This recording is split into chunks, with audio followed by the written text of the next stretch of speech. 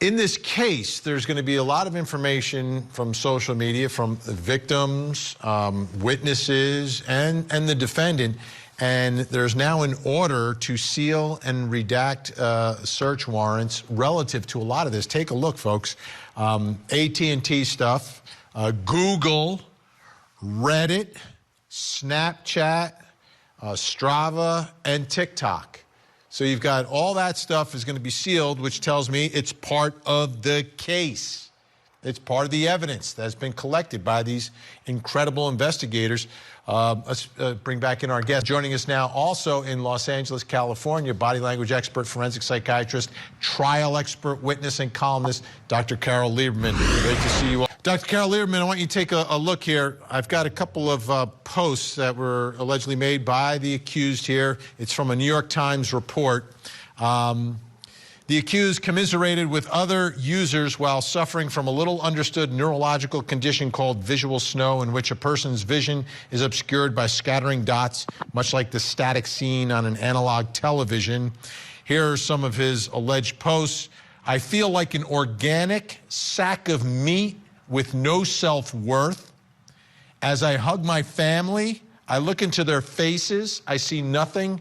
It is like I'm looking at a video game, but less. Nothing I do is enjoyable. I am blank. I have no opinion. I have no emotion. I have nothing. Can you relate? What are you hearing there, Dr. Lieberman? Well, those posts were, and one similar to that, were when he was relatively young. And I think what the defense is going to do, or could do, is to use those to try to show that he had these problems. You know, even though Idaho doesn't have not guilty by reason of insanity, but you can still bring in some psychological aspects to the person. And I think that's going to show, you know, that he had all these problems that were never really treated, at least to our knowledge so far. And so you know, it brings sympathy for him, if nothing else. What about this choice of words, organic sack of meat? That, to me, that is just bizarre. Yes, and you know, even when he says, what did he say, that it was all blank, that he doesn't feel anything. I mean, that actually could be used by the prosecutor to show a sociopathy, that he has no empathy for people, that, you know, even his family, he talks about that he doesn't see anything in his family's eyes when he goes to hug them or looks at them. So a lot of his things could be used both ways.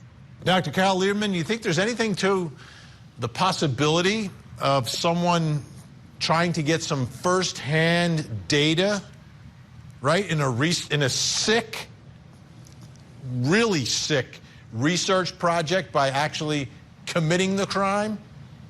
Yes, absolutely. You know, I think all along, from his studying psychology in college and then getting into criminology as a graduate student and so on, I think he was trying to understand himself. And so, yes, I think that really, you know, he was trying to understand what is it going to feel like when I do this, is what I really think that it is.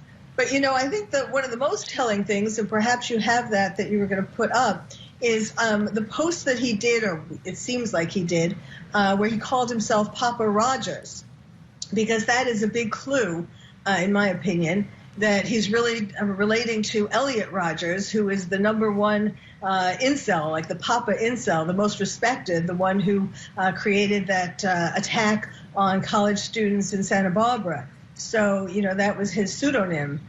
Again, I think it will turn out that was his pseudonym. Certainly it was, you know, I don't know how he thought that nobody was going to figure that out, but we'll see. We shall see. I want to thank everyone tonight. Great, great panel.